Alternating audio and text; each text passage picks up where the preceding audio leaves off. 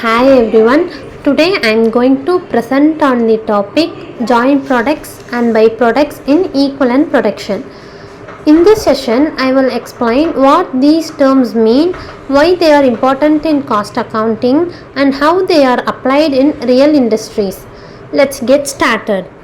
So now let us understand the basic concepts. In many industries, a single raw material gives you multiple outputs. The best example is crude oil. From crude oil refining, we get petrol, diesel, kerosene, and LPG. These are considered joint products because they have significant value in the market. At the same time, the same refining process also gives us byproducts such as tar, wax, and asphalt. These byproducts have a lower value compared to fuels, but they can still be sold or used internally. So, right from the start, crude oil shows us the importance of understanding joint products, byproducts, and equivalent production in cost accounting. So, now let us discuss joint products in a detailed way. Joint products are two or more outputs from the same process, each having equal importance and high value. Take crude oil refining as an example. From one distillation process, we obtain petrol, diesel, and kerosene. Each is in demand and treated as a main product. The main challenge here is cost allocation. Since they come from the same raw material, how do we divide the production cost?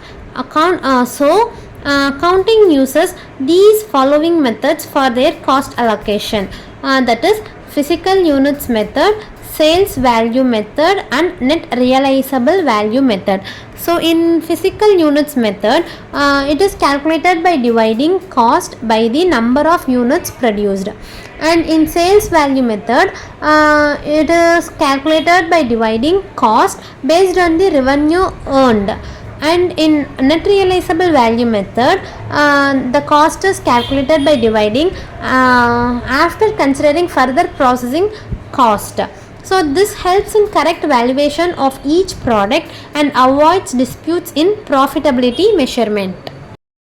So now discuss about the byproducts. So byproducts are the secondary outputs that arise incidentally during the same process where the joint products are made, and they usually have less value compared to the joint products. In case of an oil refinery, the main outputs of our joint products are petrol, diesel, and kerosene. But during the same refining process, we also obtain byproducts like asphalt, wax, tar, and sulfur and bitumen, etc. So for instance, LPG is widely used for cooking while bitumen is used for road construction. They are valuable but not considered as main product when compared with petrol and diesel.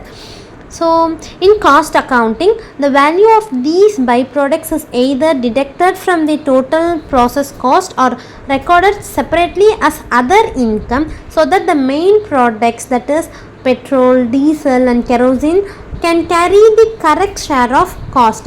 As they are the main products, we have to allocate the separate cost for them so that we can calculate the correct amount of profit. So while discussing about equivalent production, let us explain me with our example. In oil refining, not every unit is fully completed at the end of the process. To deal with this, we use the concept of equivalent production. Equivalent production means converting partially completed units into their fully completed equivalent. The formula used for this is units into percentage of completion. For example, if we have 1000 liters of petrol that are only 60% complete, this is equal to 600 fully completed liters. This approach ensures that costs are shared fairly between finished products and those still in progress, avoiding so that it avoids under or over costing while calculation of cost. Now let us learn about the cost allocation methods. Since petrol, diesel, and kerosene all come from the same refining process, as we already see, their production cost must be divided among them. In cost accounting, there are three main methods to do this. That is physical units method. So here costs are shared based on the number of liters or barrels produced. And second one is sales value method. Here costs are allocated in proportion to their market price.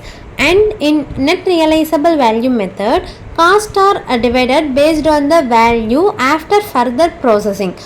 So these methods make sure each product has a fair share of cost, which is important for correct valuation and profit analysis, so that no product will be overrated or underrated. So now let's discuss about the importance of calculating joint products and byproducts separately in the industry. So the study of joint products and byproducts is very important in any industry. So now we are discussing about the oil industry. We can see example for oil industry. Firstly, it ensures fair distribution of cost between petrol, diesel and kerosene.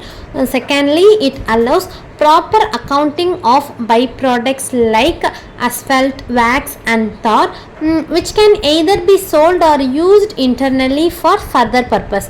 And it also guarantees accurate valuation of inventory and financial reports, which helps in pricing decisions and analyzing profitability.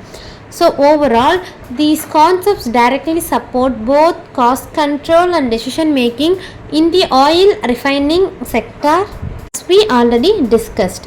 To conclude, crude oil refining is a classic example of joint and byproducts. The main joint products, as we discussed earlier, are petrol, diesel, kerosene, while asphalt and wax are examples of byproducts. The concept of equivalent production ensures that even incomplete units are given proper value, so costs are allocated fairly. In short, these cost accounting methods are key tools in process